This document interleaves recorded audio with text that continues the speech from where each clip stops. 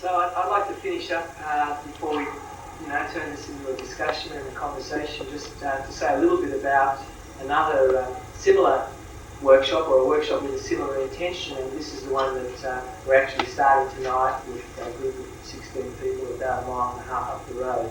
And this is we've called Rebirthing. And this is a synthesis of rebirthing, holotropic breathing.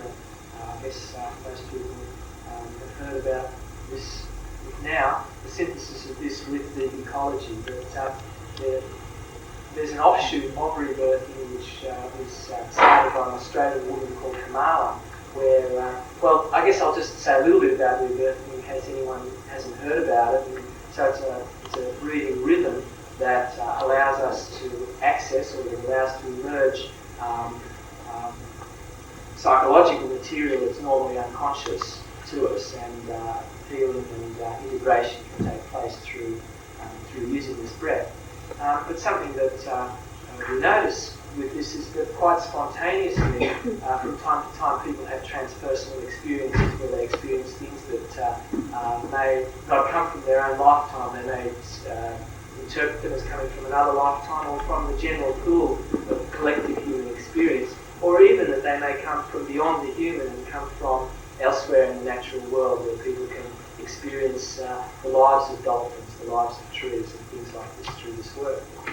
So Kamala, an Australian woman, developed a form of rebirthing which she called breath, where she added intention to the rebirthing, where before people go into their rebirthing session, they take an intention to work on a particular thing. It may be some early childhood trauma, it may be difficulties that they're having in a relationship, or whatever it is.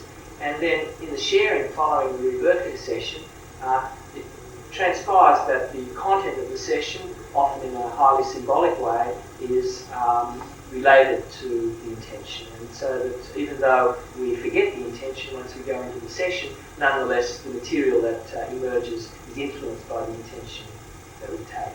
And so when I first started to get involved in rebirthing and started to get interested in it, it occurred to me that when we look at deep ecology and we realise that through our breath we're interconnected with everything that breathes on the earth, not only the things that exist today, but everything that has ever breathed.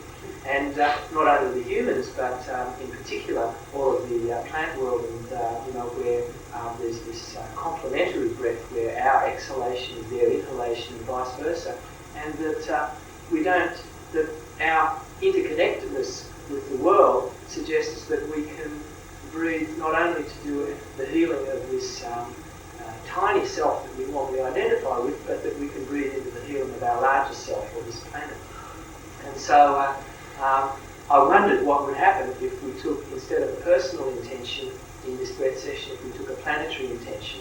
And I was able to talk some friends of mine who were like environmental activists who had been trained by Kamala in the breath technique into doing the first of these workshops. And what we do is, this was about in 1984, 1985, we did the first workshop, and the one that we're doing starting tonight, tomorrow, is pretty well identical to what we did then. And that is that we do a couple of days of rebirthing in a group where we swap breath sessions using personal intentions that we break into pairs with one person breathing and the other person sitting for that person looking after a breather. And then we do this in the morning, in the afternoon, we swap around, and the one who had been breathing sits and the sitter breathes. And we take personal intentions to start to clear through our issues, whatever they are at present, to prepare for the planetary intentions that we'll take on day 3. So for the first 2 days we work on our personal stuff, and we start to become familiar with the breathing rhythm and familiar with the power of the intention. And then on day 3 we're encouraged to take a planetary intention. Anyone who still feels suppressing personal material is of course welcome to continue to work on that, but usually most people are ready to take a planetary intention, and this may be an intention to heal whatever it is that's blocking us from experiencing ourselves as we know ourselves to be, connected to the planet, and we may understand intellectually our connectedness, but may have difficulty in feeling it, so we may want to heal something like this. Or we may decide that we want to heal what's happening to the Amazon. We may want to stop the drift netting, it's killing the dolphins, and we can breathe into this. And incredible experiences result, that's all I can say. You just have to try it to see. But these transpersonal experiences that were kind of spontaneous and sporadic in most rebirthing communities become quite commonplace, and people have profound experiences with the interconnectedness between their self and the rest of life.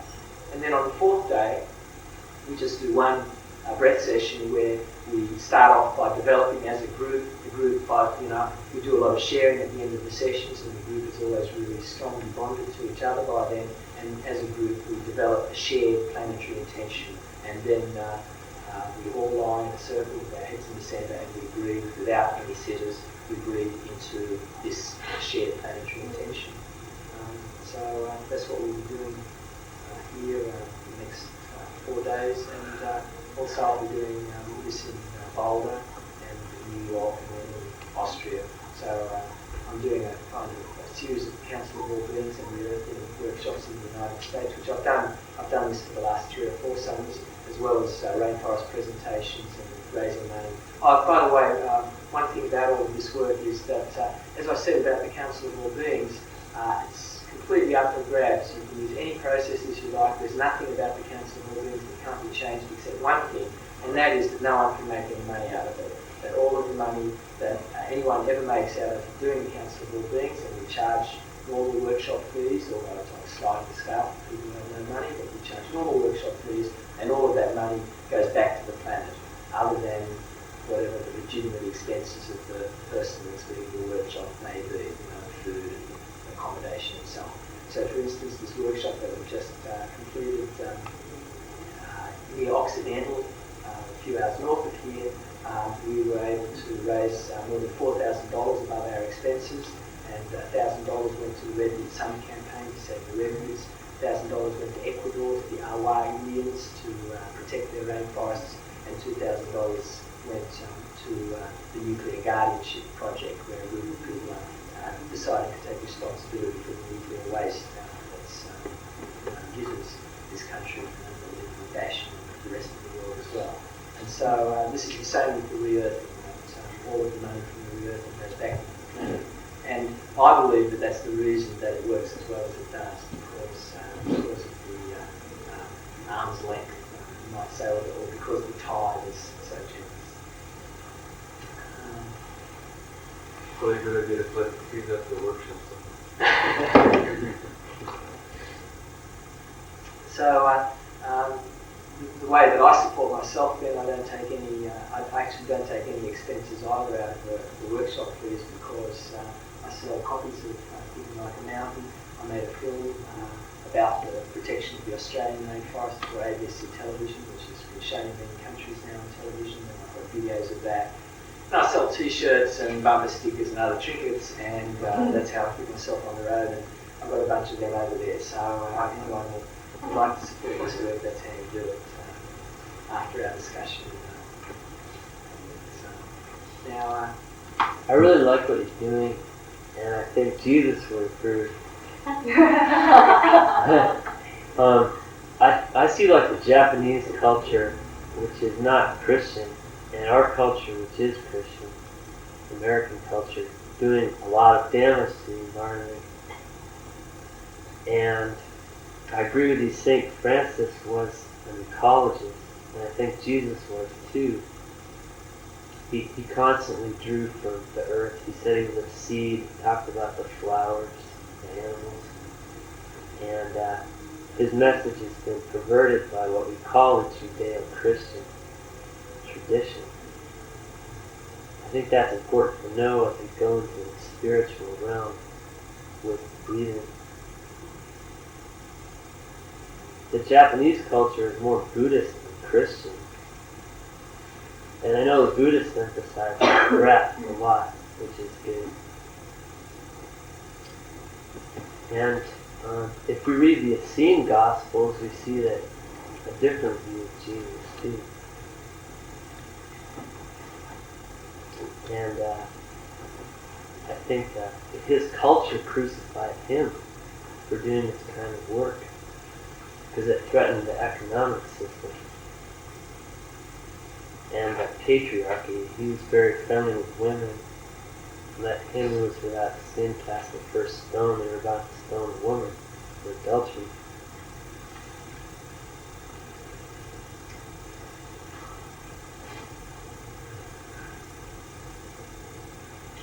Early on, you spoke of the place that humans have in this web.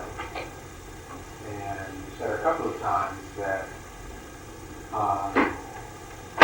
rather than being the center of the universe, that we're just strands and nodes or elements in this web. And when you say it, the word just kind of gives me a jolt. When a woman says, well, I'm a mother, I get a nice, it gives me a nice warm feeling. When a woman says, oh, I'm just a mother, that to me is painful because it implies that is that and nothing more. So when you say we're just co-equal strands in the web, that bothers me. Well, I agree with you. I guess I only say it in reaction to the, incredible specialness with which we usually regard ourselves. But I agree with you, and I believe that we are just as miraculous as the decomposing bacteria and as the molecules, and as all of the other, that the world is littered with miracles, and we too are made of the same stuff as all of the rest. So I'll retract that just in the context that you raised. I think deep ecology really breaks away from that in a way, because the one thing that it borrows from biology is not the Darwinian reductionism of the old social biology, rather it borrows the notion of diversity. That is, the value of nature in deep ecology has a great deal to do in terms of biological science with the degree in which diversity preserves the life support system of the planet, that multiples of species do that, and therefore the uniqueness of each species is important, which includes the human uniqueness. But the just coming from the human being means, in a sense, I might even use the word again, that we have to remind ourselves, no matter how unique we are, we cannot break out of that web. If anything breaks out of that web, it breaks the value of everything because it becomes too special. So it's not a reductive just, it's a non-reductive just that celebrates the diversity. Humble ourselves a little. Yeah.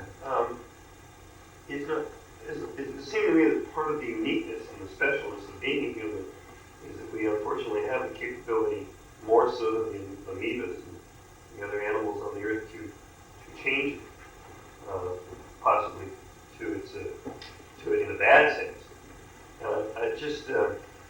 I wonder how you address that power, particularly in, say, a native Brazilian driving a bulldozer who is starving, whose family is hungry, and is going to feed himself by the work that he's doing, and address that to him, and make him realize that and understand that in a global, more worldly context. That's right. I haven't actually got an answer to that. I think that's a really important question. How does one do that?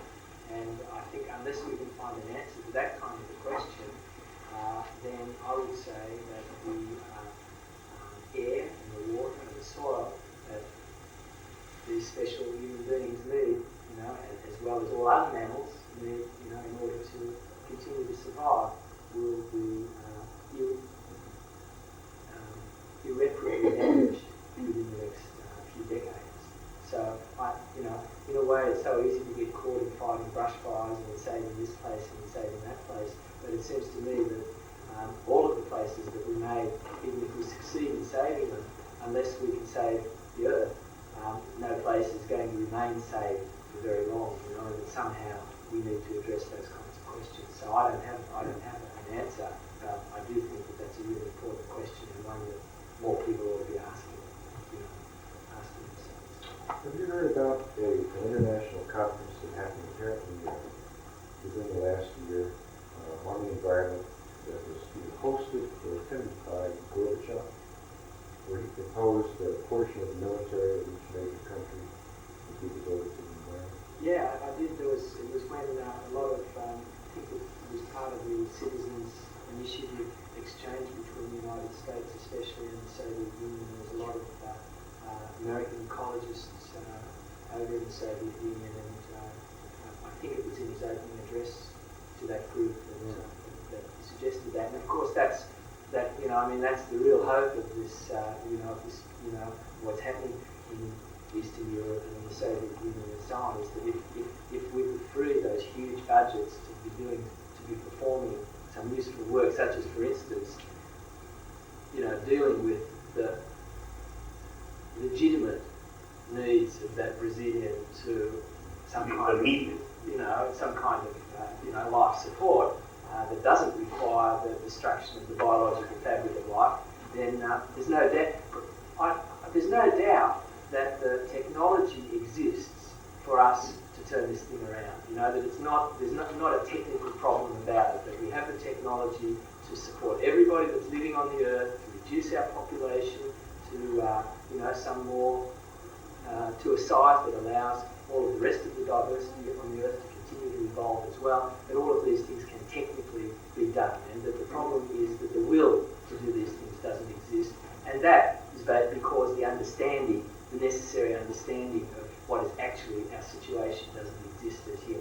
So it's a kind of through that ignorance the will doesn't exist, and so the fact that Gorbachev says that is an indication that that kind of will may be emerging, but there's very little time, and so it's a kind of a race between the incredibly accelerating consciousness of the urgency of change, and but simultaneously the acceleration of the destruction of the biosphere is still taking place. So that if we look at the graph of rainforest destruction, it's still accelerating. That none of the growth and awareness, you don't even see a tremble on the J curve to indicate the kinds of awareness that we're talking about as yet. On the other hand, the possibility that it could just flip over all of a sudden, that's tantalising, and it may be just right ahead of us.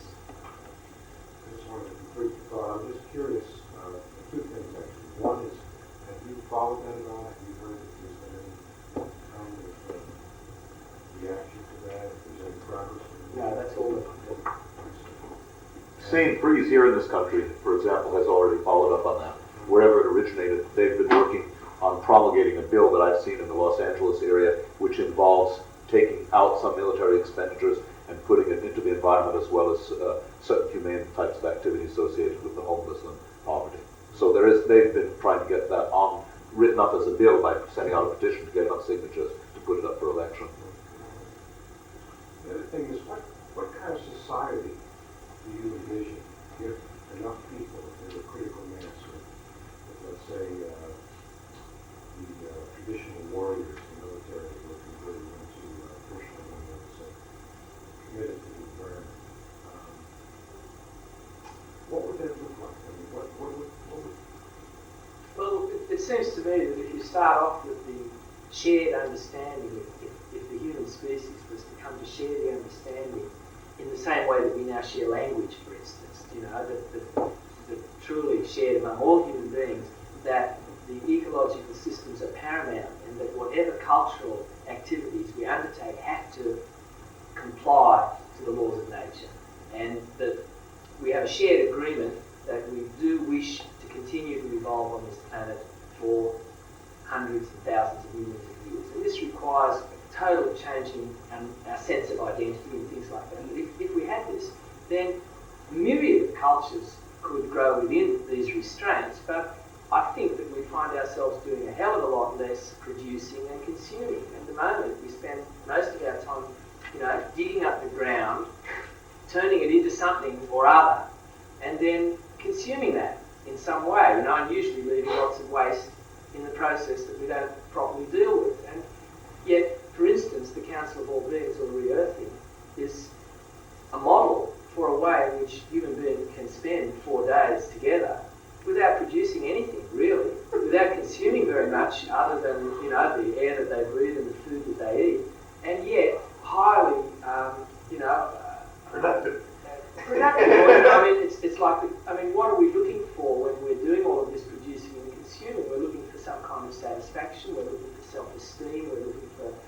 the love of other people. And, these things aren't an end in themselves. And I believe that there are non-productive ways, or there are non-destructive ways, or however you want to look at it, to nurture ourselves and to nurture each other. And that in fact, many different spiritual traditions, for instance, are examples of ways in which human beings can live highly satisfied and satisfying lives that don't require the destruction of the earth. And so, which one of these we might choose? It's, I feel like there's an infinite variety of lifestyles available to us, but basically, a lot more people would be growing food. The food growing wouldn't be seen as something that you try and avoid, and you try and, have as few people as possible in your society growing food to liberate all of the others to do what, to work in advertising, to make shit old, or whatever it is that everybody's doing. So I personally, I spent years growing food, and I'd love to spend years growing food again. That's a beautiful thing to do, And so that's something that, growing clean food is something that doesn't really, that seems totally in keeping with this. So perhaps all of us might be spending some part of our day doing this. And then I'd say we should spend a lot of our time dancing and celebrating and in rituals and making love and playing with children and things like this, And then, we need shelter. Building musical instruments. Building musical instruments. We need a certain amount of perhaps medicine. It's like that there isn't actually that much that we need. And then on top of that, there's the cultural superstructure, and somehow, people have become so identified with that they can't imagine that they could actually receive.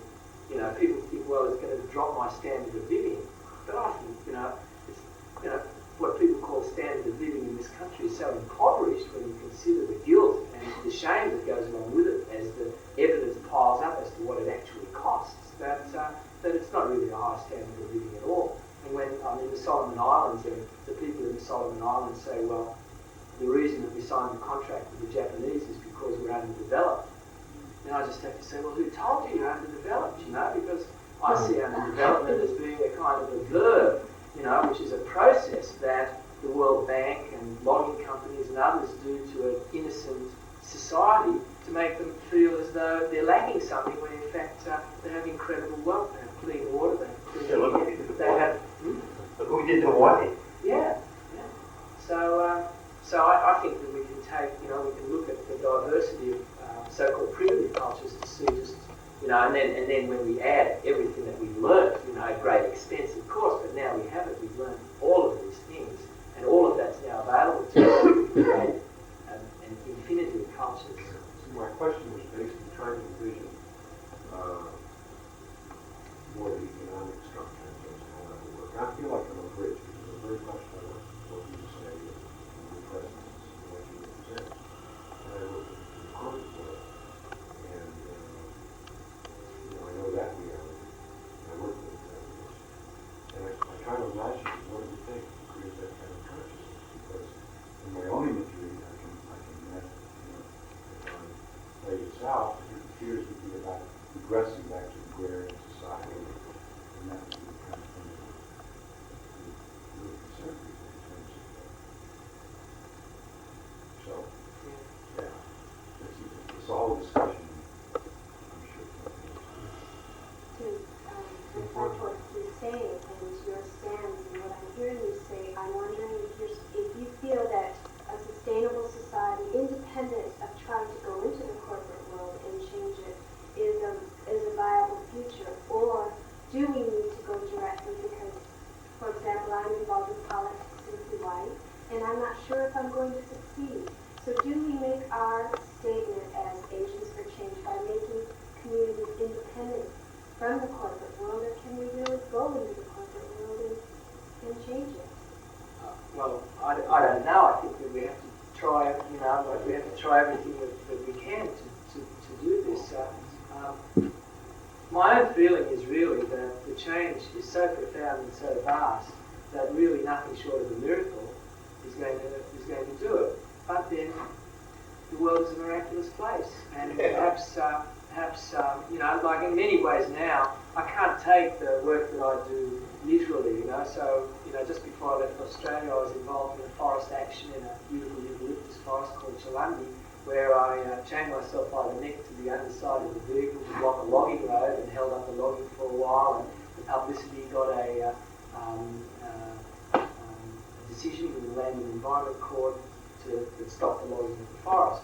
But, you know, I know that forest is doomed, you know, unless this huge change takes place. And so I see what I was doing as being basically a kind of a spiritual or a symbolic activity where basically I'm praying for a miracle, and I'm doing it in a, you know, this is the form that this prayer takes, you know, it's through this action or through these workshops or things like that. But basically these things in themselves, even if all of these things succeeded, if Greenpeace and Earth First and all of these things succeeded, and even if you multiply this by an order of magnitude, it still wouldn't do the job, because what we're talking about is a revolution in consciousness sweeping right through the human race in no time at all. You know? So it's very hard to imagine how the kinds of activities that we're engaged in could possibly lead to that, except that it may be one of those cases where if there are 12 honest persons in town, you know, then, you know, we'll be given another chance or something like that. I don't really know, you know, how it could possibly change things, but it's all I know how to do. So, you know, the question about whether to do this or whether to do that, I just think whatever feels interesting or whatever feels appropriate to you, that's the right thing to do, because it's just another form of prayer for a sustainable future. It's another prayer for the world to go on. I had an interesting, I was listening once again to the news about yet another Russian group in the Soviet Union breaking off and wanting autonomy. And I was thinking, what is the purpose of this? What's going on? What's the big, what could I imagine is the big purpose in this? And you were talking about diversity, and I got a really good feeling. I mean, maybe it's a Pollyanna feeling, but I got a really good feeling that the people were they're creating more diversity rather than this massive blocks, but just creating more diversity. It has more to do with specific cultural heritages and practices and so on. So, and that to me, the hope for me is not that would then be the basis for more conflict, which it is doing between the neighbors, you know, the neighboring countries or the neighboring groups, but it connects them to their specific place more deeply and gets that commitment to the earth and to their spiritual common basis much stronger. That's my prayer. That's my positive fantasy about that. When we were talking about diversity, it's kind of nice because that's one level of which diversity can create. Felt very hopeful. So my question is further to what you were saying. I mean, in the face of this almost impossible situation, you seem to be maintaining very good spirits. And so, I mean, how do you deal with this? You've sort of made some kind of spiritual part out of action. Well, that is the counsel of all beings. That is action. That is re-earthing. All of these things are the antidote to despair, because really, I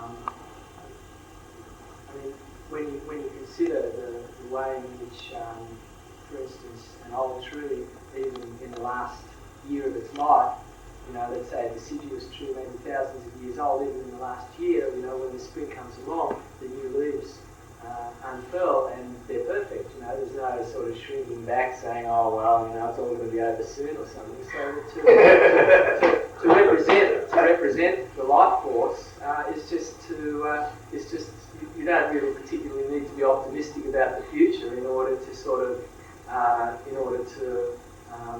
know, be able to be, you know, joyful in the present. And I sort of feel, in a way, I feel suspicious of hope or optimism, you know, because I feel that you can lose that, you know, that all of a sudden something else happens, and all of a sudden, you know, so that for myself, I don't feel hopeless, but I just, it's not my currency, you know. I don't really need to have any opinions about what's going to happen.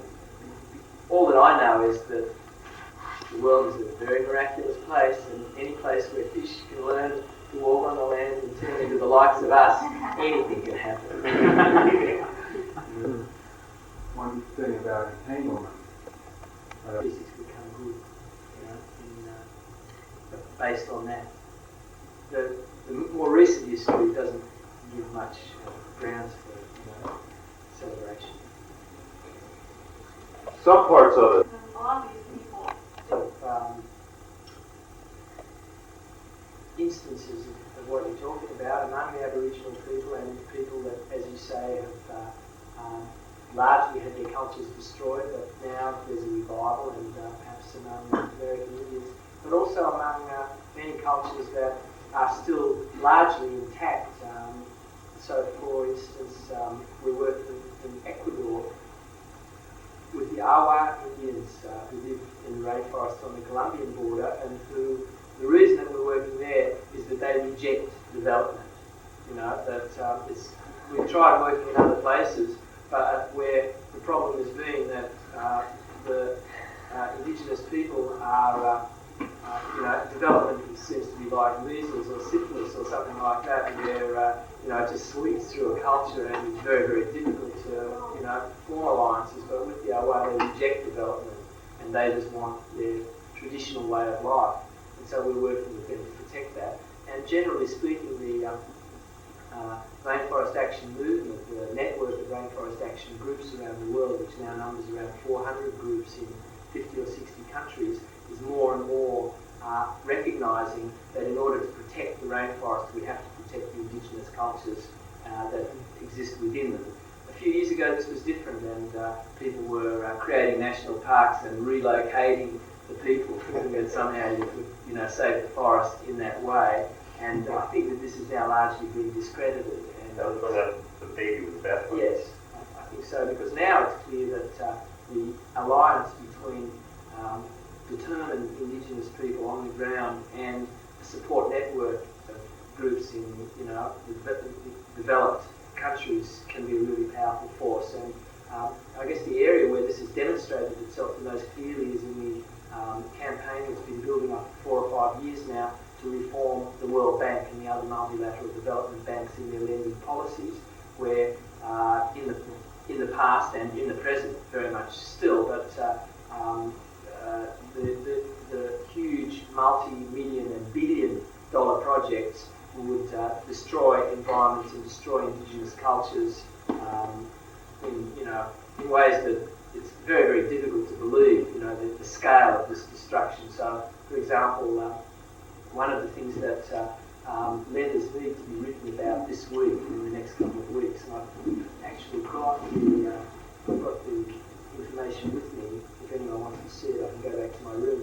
Is around there's a vote being taken on July the 2nd about the Narmada dams, where these are a series of 3,000 major and minor dams that the World Bank is funding in India, which will destroy the ecology of the last world forested watershed in India, the Narmada Valley, and according to the World Bank's own figures, will displace, which is a euphemism for something very horrible, more than 1 million tribal representatives of the tribal people organising among the indigenous groups there. And there's more and more of that kind of exchange going on, plus indigenous people from the Amazon being brought by sting to the United States and these kind of things, which were pretty well unheard of 4 or 5 years ago. In America, with the issue of the rights of blind people, there's been a Supreme Court legal suit to see if the blind people do have rights to protect their vision. We're working with or familiar with the idea of proves that descendants of trees that actually grew in the understory of the rainforest canopy from anywhere in the world, and you place them underneath the canopy there, and then just start to study the interrelationships between them, you can create tremendously productive systems. So with the Awa, what we've done is in Ecuador, in order to protect them, the first thing that we had to do was they had to become Ecuadorian citizens. That although they lived there since long before Ecuador had ever been heard of, in Ecuador nowadays, if you want to have rights or title to any land, you have to be a citizen. So we did kind of organisation on that level. Then once that had been done, we had the Awa actually, before we came there, had started cutting what they call the manga, meaning sleeve in Spanish, which was a swathe of a strip surrounding the land that they claimed to be theirs.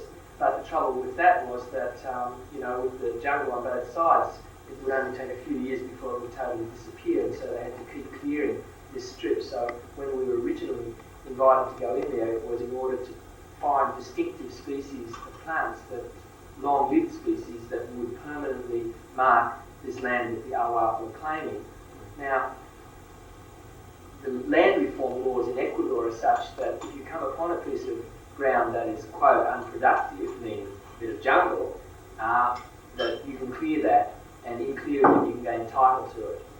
So that was the way that the landless poor are able to get land. And so what we decided to do was to plan out this strip with the most highly productive system that we could find in order to create at least this thin cordon of productivity as a kind of a indication not only that the Awa were claiming the land on the other side of this line, but also so that it would have the best chance of, of being legally theirs as well. And at the same time, we tried to convince all of the parties of this as to how incredibly productive that primary rainforest inside that was. And one of the results of this is that we're now working with the colonos, the potential colonisers of the Awa land, who are mainly the descendants of black slaves who were brought into that area some centuries ago, and whose unsustainable agriculture, consisting of cattle and coffee and cocoa and things, requires them to continually be clearing new sections of land as they lay what they were, their previous land to waste. And these people are now really interested in learning an agriculture of permanence as well. And so the cordon that we built, or that we're building, because it's 150 miles long, and we're working with the Awa. We've got shade houses and nurseries all around it. We're working with schools all around the new district, and we're working with the colonos to create a climate within which a permanent agriculture can replace the unsustainable agriculture. What is being planted specifically in that corridor? Fruit trees, nut trees, spices, timber trees, anything that we can get hold of that will not pollute the genetic integrity of the rainforest. And so we're examining the genetics of anything that we're bringing in to make sure that we're not going to be bringing something in that will dominate. We don't use the miracles that, we don't use Lucina and the other miracle trees, because these are rogues that, that have got loose in many countries and that will invade the rainforest. So we use things that will, that can hack it, that won't get drowned by the rainforest, but that aren't strong enough to push their way into it.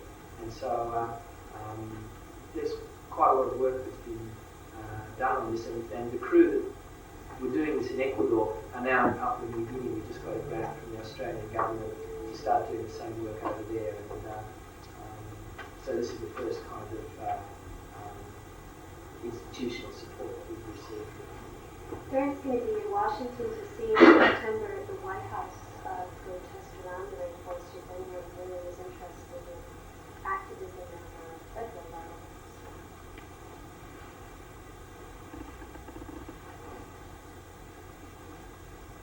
level. You use the term rainforest, and I'm just wondering if there's a thought of... The rainforests are the womb of life, that's where, this is the crucible where all of the real concentration of diversity is kept.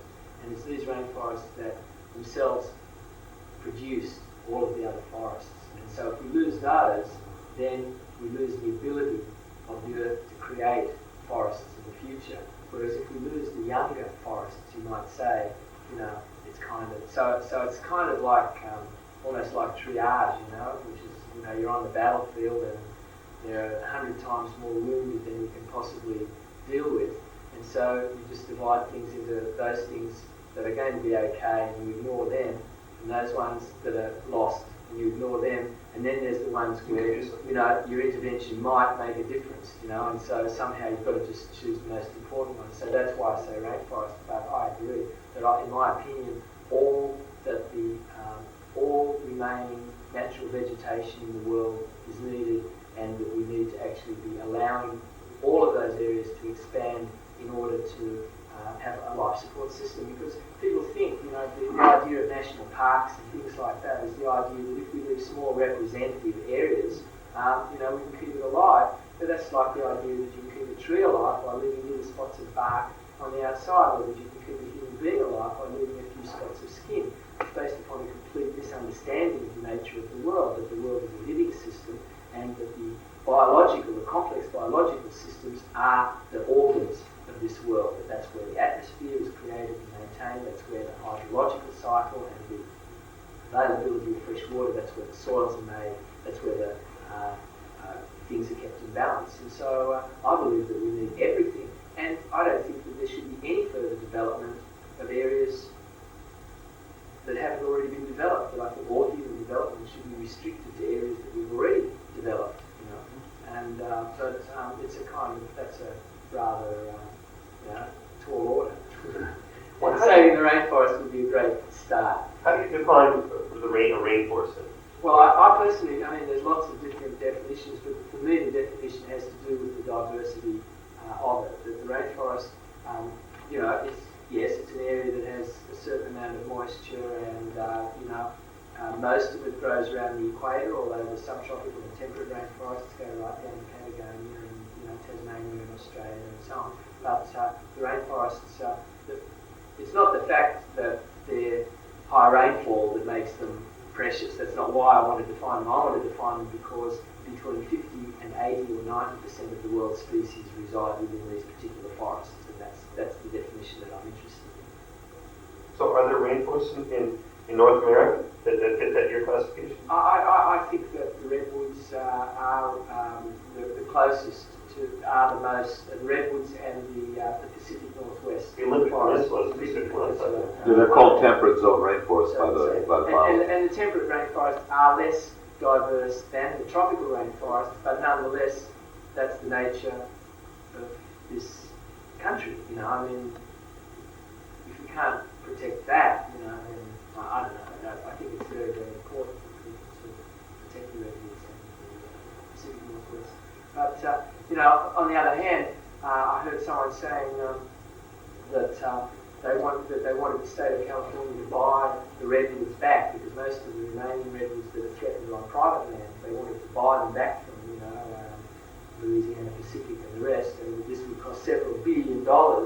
And it seems to me that several $billion spent in the tropics could protect thousands and thousands of square miles of forest rather than thousands of acres of forest, and that that really we need to have a global, that we need to really be thinking about the whole globe rather than thinking about our particular backyard. But we also need to be thinking about our particular backyard, but not at the expense of, not where we put all of our resources into protecting, because the largest remaining area of redwoods that is unprotected is about 3,000 acres, and all of the other are smaller than that. And these really need protection, but I wouldn't go buying them off. Well, also, there are large tracts of virgin growth areas that are protected, that are within, park lands. In some cases, those are in bad shape. Like, there's a grove, I forget what it's called, it's a very famous area, where the cars go right through. Avenue of the Giants. Avenue of the Giants. Well, what's happened is that because they've cut so many of the trees around the edge of the road, that redwood trees need a great deal of mutual shade or shade by related species from the canopy. So the external trees where the cutting came up to the edge but far enough away from the road that the people didn't see it with the cars, those trees are now starting to die right into the grove along the Avenue of the Giants because the external trees aren't getting any protection to the entire grove, and it's all beginning to go. So it's a very complex thing. You really have to try to preserve it all. I think that, although I don't see how we're going to do it in the political climate, it's important to understand that we should actually protect every single bit of remaining wilderness as a first priority, along with all our other health and educational priorities.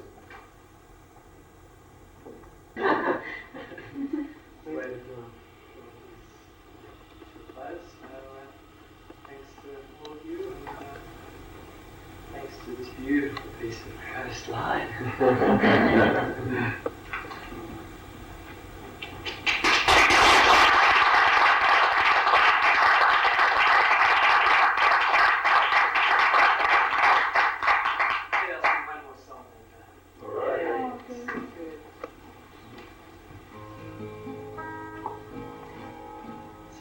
This is a song by Darrell Shea, my close friend, whose car was bombed by either a logging company in Oakland. few weeks ago, and then the FBI attempted to frame him. And it's because he's such a good musician. And he writes songs like this. Now the Lord made the world in just 6 days. The wonder to behold when it was done. Deep oceans and blue sky, forest green and mountain high, with animals that crawl and fly and run. But one of God's creatures wasn't pleased. It wanted to create with its own hands. So it clear-cut all the trees, carved the mountains, spoiled the seas, proclaiming it the way that God had planned. But you can't clear-cut your way to heaven, and strip mines don't make it with the Lord. Bulldozing the creation won't win God's admiration, and the pearly gates may close forevermore.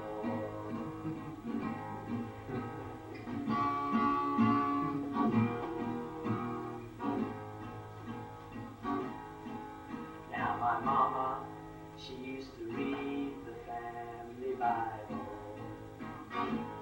where it said, "Thou shalt not covet, steal, or kill."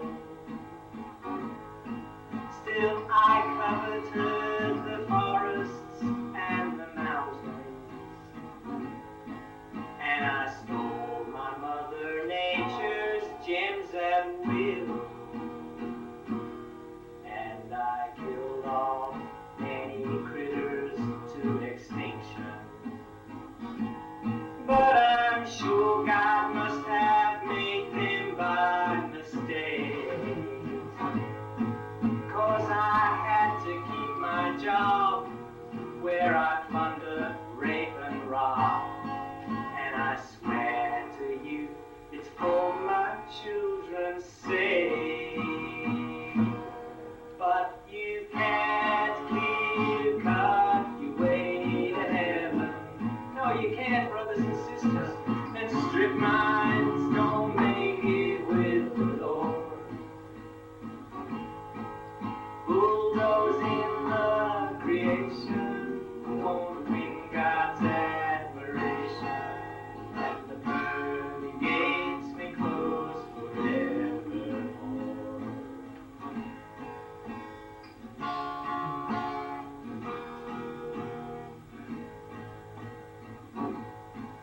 Well, today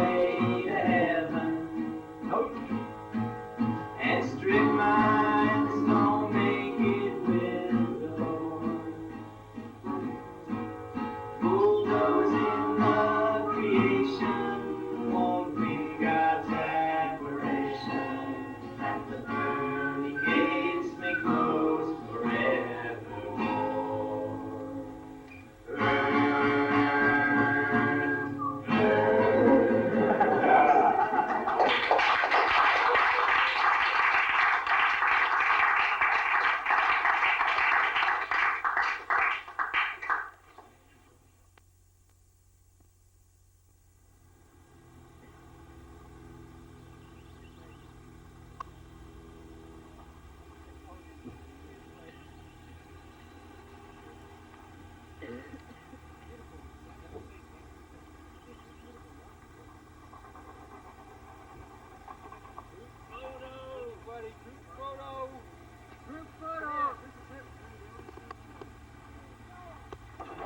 he's photographing the photo.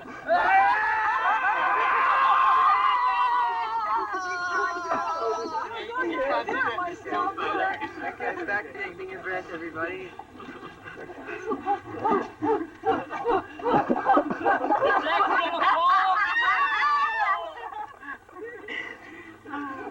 We can do a group laugh. Come out, we two, hold it. That's amazing. How do you do it? Demonstrate. Where's he going? Where are you going? What happened? He's got to do it really well. He's looking for another camera.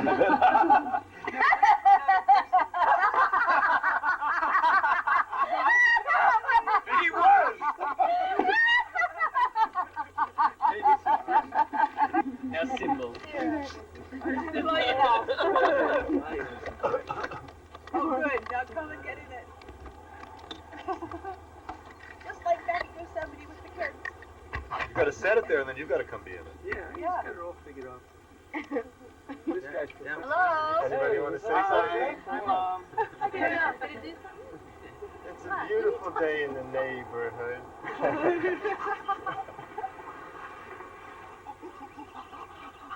Is this thing on, or are we just like... No, it's on. Now I'm going to get a little close-up of everybody, okay? How you gotta get everybody's face one by one. I will. All your weak spot, all your... Try to face the sun a little more. I'll get a real good... Okay. Oh yeah. Let's all go. Let's all breathe. Go through Esalen. See what we do, man, in 5 years. Get 6 by the ocean. Yes. Take a hot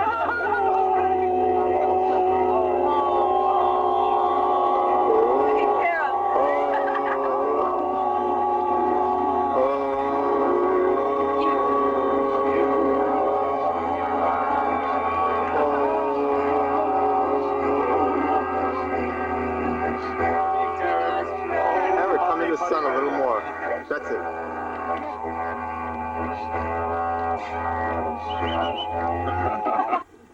Stereo optic.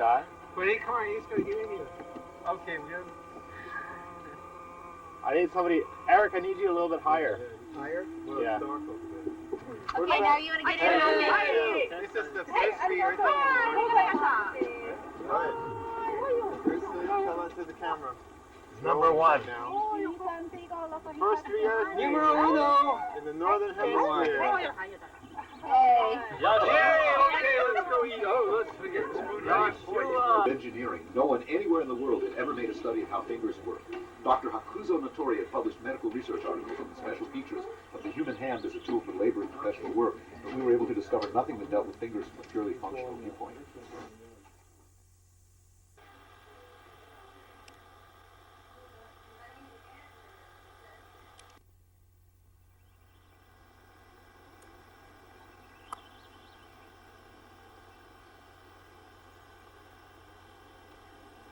Boy, you're really taking a picture, Sky. You're gonna have a great video.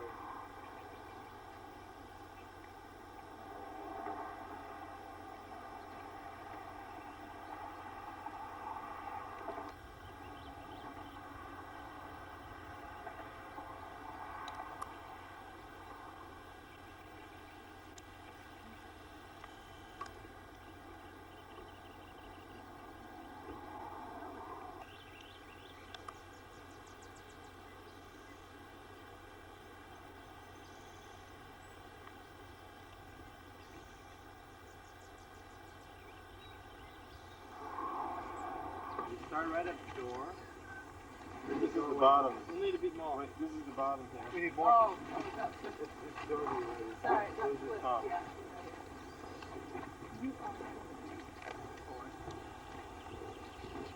Starting room already.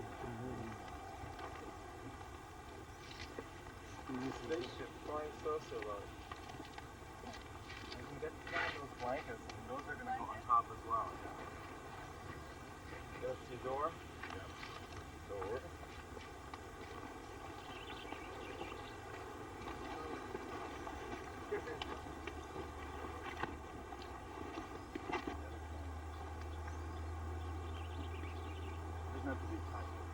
Just at the end, you mean there?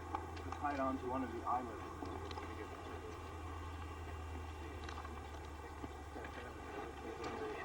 That was one.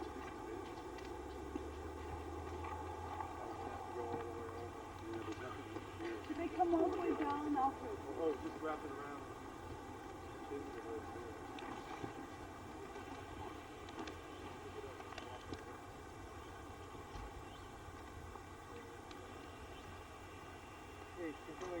Maybe. Why is that fire going over There you go. Well, the wind just hit it, that's all. You gonna move the hose? Well, I thought it just going to be the head of its time. I mean, I still think it's going to happen. I thought there was a way in which it was nearly complete, even though it had the details for mood and not the structure, but the I food. love the thing that you sent me like months ago. It's great to read, but I just still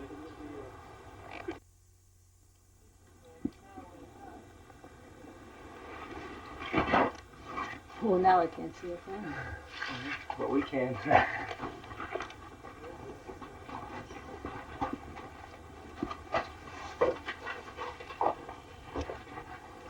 Let's get started. How do you do these? Just lay them down.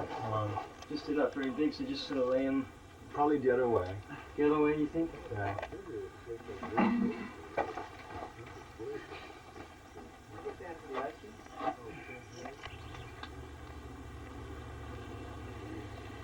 Brother sky, sister moon.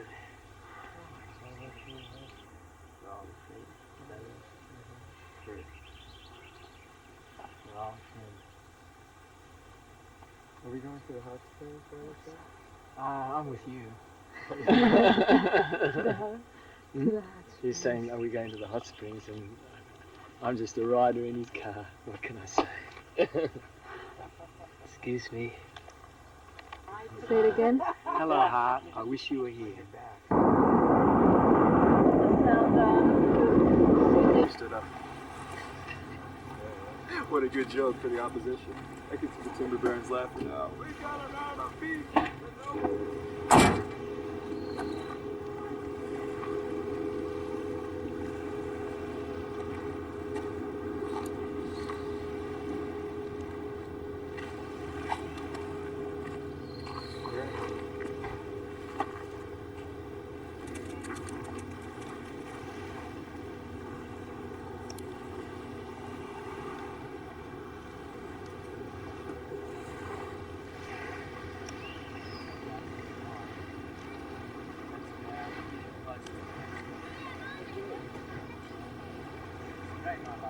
But it doesn't mean, you know, like,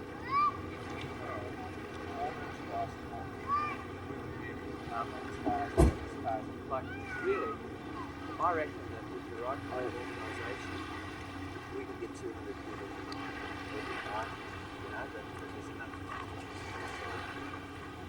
Okay.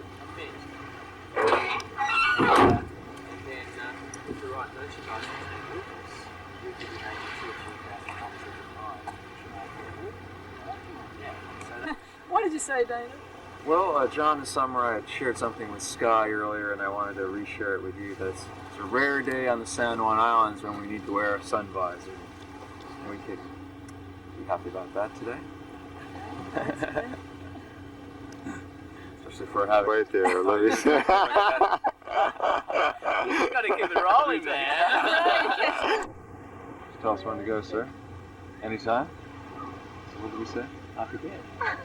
So it's especially nice that our son is out here for our honored guests from Florida. But unfortunately, we're letting him go. Leaving the sun with you. That was a double take, folks, just to let you know. It's completely unrehearsed.